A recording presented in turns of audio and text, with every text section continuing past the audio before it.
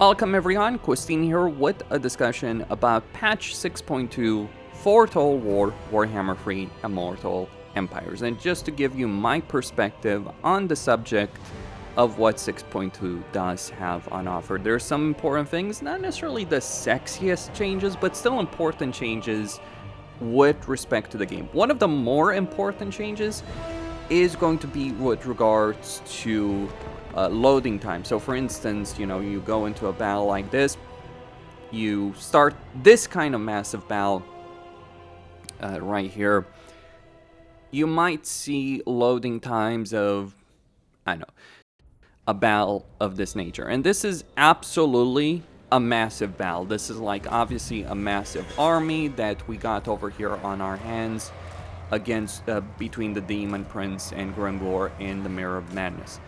Very importantly, I would say with regards to this patch is that the game has been optimized quite a bit. So the patch itself is going to be fairly large, but what Creative Assembly has stated is that it's going to make it easier and faster to install future updates. In fact, there was a version I was playing of this patch and then they updated it, and that update in the beta, if you will, of this patch, or the early version of this patch, did update fairly quickly. So in general, there's all kinds of optimizations. You can consider this equivalent to some extent as something like the Potion of Speed patch for Total War Warhammer 2. Just in general, a lot of optimization improvements.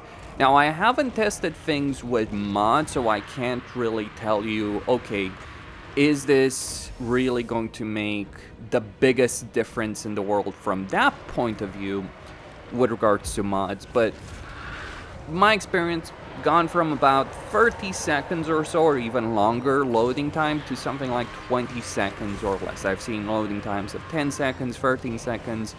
But yeah, that is one of the more substantial changes. Performance-wise, well, right now, for instance, in this, if I were to look at this specifically, I don't think there's much really performance benefits whatsoever with regards to actual performance. So it does seem that the game does run smoother, not necessarily higher FPS, but just smoothness.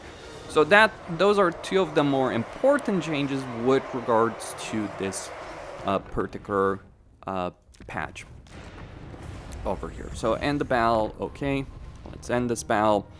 And it is much faster to exit the battle, exit the campaign, go back to the main menu. Now, I do have a pretty powerful computer. I do have an NVMe drive that I have this game installed on, so worth pointing out. But for me personally, I would say like something like 30-40% or so is genuine improvement that I've seen in these kind of loading times. Now, something else that Creative Assembly has added with regards to this patch is AI changes. So they did 2 campaign AI betas, and what they've kind of decided to do is mix those two together. The patch notes that I personally got, maybe the final ones will be a bit different, but the patch notes I personally got were not necessarily clear if they're how things were implemented exactly, but here's what we get. When you start a campaign, in terms of the campaign settings, over here in the end-game scenario, so if you disable end-game scenarios, you'll have this turn off, but you can disable end-game scenarios if you want to anyway. So you have 2 new options. Minor faction potential. So minor factions are going to get better potential overall, and this is something that does play out from what I've seen. And then AI strength and threat assessment. So in the first beta in particular, they were looking to improve how the AI is working around the campaign map. Now, what I've chosen to do by default is this is enabled by default. So one of the problems that we do have in Warhammer 3 is that, dependent on the difficulty you're playing on, AI aggression is either going to be lower or higher. Now, what this setting does is that even if you're playing on something like easy, AI aggression in general and expansionism is going to be higher, but they're going to have better decision making, so you won't have necessarily faction across the world declaring war on you.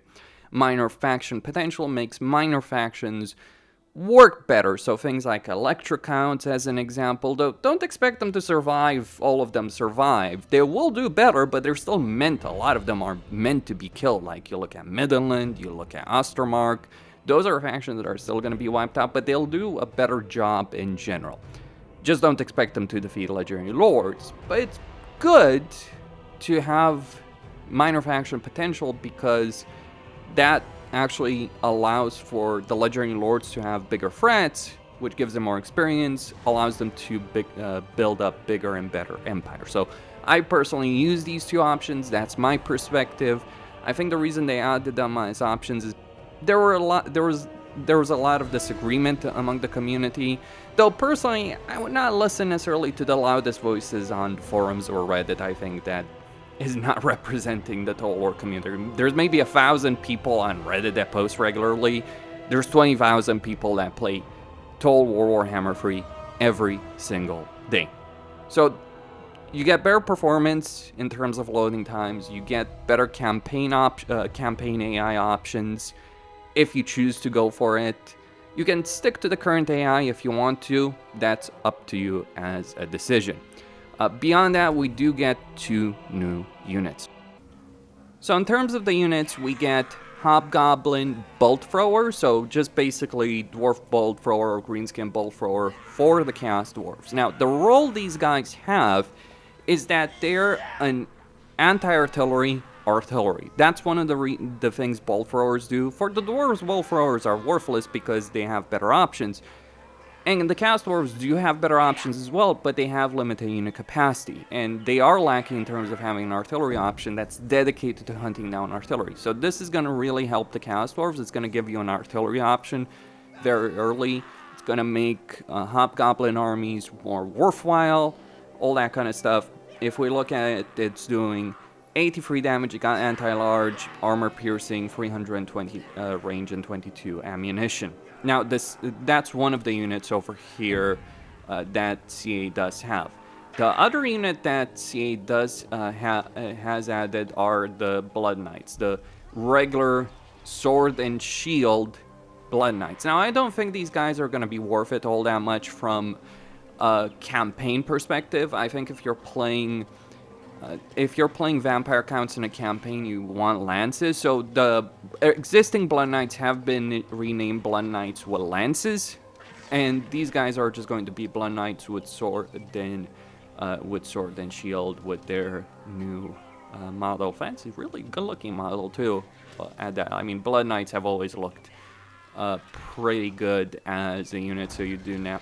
Maybe they did update the existing model for Blood Knights. It does seem like the texture quality has been increased over here, so maybe that is a thing that they've done.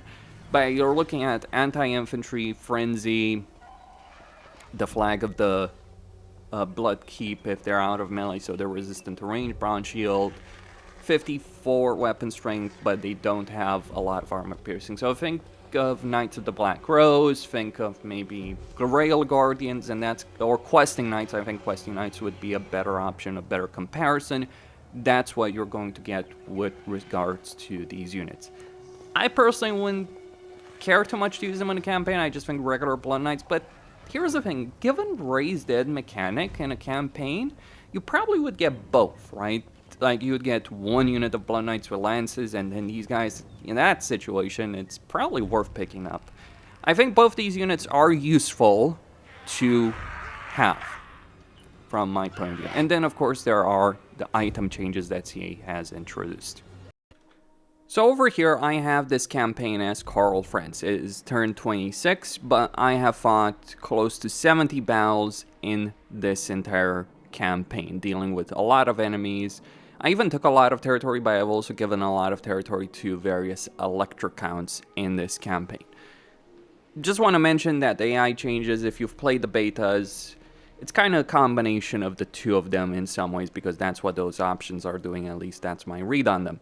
But item-wise, let's go over it. So, items do drop far less. If in almost 70 battles I've only gotten a handful of items, that is a very different situation than what we had before. Now, Karl Franz does have a bunch of weapons because Rune Fangs and quest items, etc., Gotrek and Felix weapons, but in terms of the actual items I've gotten, there's been fairly few of them. I have gotten a good amount of ancillaries, so we no longer have the tedium of as many items to manage, but we do still have plenty of ancillaries. But yeah, we don't have to merge 100 different items in a campaign anymore.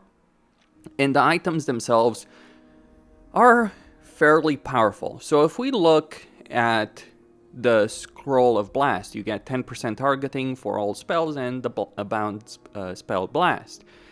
You get Pigeon Pucker Pendant, Armor, Melee Defense, and the Pigeon Pucker. You get Forbidden Rod, Spell Intensity, and Forbidden Rod as a spell. The White Cloak of Ulrich, 12 Armor, and reducing speed and melee attack for enemies. And then you look at something like the Trickster Shard. You reduce physical resistance, all resistances basically, including damage resistance, by 20% for targets within 55 meter range with an infinite duration. This is ridiculously good, I'm not gonna lie. This is ridiculously strong as an item. Armor-wise, for instance, 35 armor, 10% war save, or Executioner's Axe, -8 melee attack, but Sundering attacks, 20% weapon strength, and Executor attribute. Executioner CA. I'm sure that with a lot of these items, there's probably some misspellings here and there. But yeah, it should be Executioner, but really that's a minor affair. As for new epic items, I only got one, the Wormslayer Sword. Reduces melee defense by 20, gives armor-piercing damage, removes all bonus versus infantry, but gives you a 60 bonus versus large and charge defense versus large. So if you want something to kill the big single entities, this is the weapon for you. Yeah, some of these things are ridiculous. Now, as for merging items, I can't demonstrate it here, but as they said, if you merge, say for instance, two weapons, you're gonna get a weapon. If you're fusing two armors, you're gonna get an armor, and so on and so forth. As for getting something like the Wormslayer Sword, there is a chance when you're merging two blue items to either get scrap or one of these epic items. Scrap is worthless, basically, and my view is like a lot of people are just gonna use reloading saves or save scumming, if you will, to take advantage of that system to get good weapons. And of course, what's really gonna happen in a campaign, to be blunt about it, what people are going to do, people are just going to continuously shift items from one lord to another in their campaign. So I appreciate what you've done, CA, but you haven't exactly fixed the issue of constant micromanagement. What you've done is you've replaced one micromanagement with another. At least when you care about it, right? You don't have to merge all those items the beginning of every turn, so you're probably only going to really want to do this in a battle where it actually matters, and not all battles are like that. But yeah, there's still going to be quite a bit of micromanagement in a campaign of items in order to get the most optimal battle effect for a particular army. I understand their mentality with it. I'm not quite sure that they've achieved their purpose. In conclusion, here's my view. I like the AI changes. I think they should have been more clear on what those changes are going to do. I think they should go even further regards that. But they're good. I think both AI betas had benefits to them, and I think that it's good what they've decided to do. But I think they should have probably further improved it, etc. In terms of performance and engine optimization, game optimizations, those are very welcome. In terms of items, I kind of think it's kind of a mess. I think it's a whatever. Let me say it like this. I think the Fusion Wizard system, the Fusion Wizard mod, is still superior to what we got. Like, it was superior before because it allowed you to get to merge 100 items very, very easily. And I do think that that's still a better system than what we got over here. Like, it feels to me CA is thinking, okay, we want few items, so they're going to be more meaningful, etc., etc. And they are, yes. But if the idea was to reduce the amount of management people have to do, I don't think they've succeeded in that respect. But overall, I think it's a good patch. Again, not the sexiest patch from a lot of views, but it is an important one. We'll see what they do going forward. I do believe that this took way too freaking long, but maybe they did spend a lot of time and effort wasting time trying to redo control and corruption, which, yeah, that's a waste of freaking time if I've ever seen it. Like, don't get me wrong, I think control and corruption could use an improvement, but it's one of the lower priorities on the list. Like, if you ask the community, I'm sure a lot of people would agree, yeah, it might be good to improve it. It's also not really the important thing. Sieges, performance, all that. So they've improved performance. They've improved things that matter, and I appreciate that. We'll see what they do going forward. That's all I had to say. Costin signing out.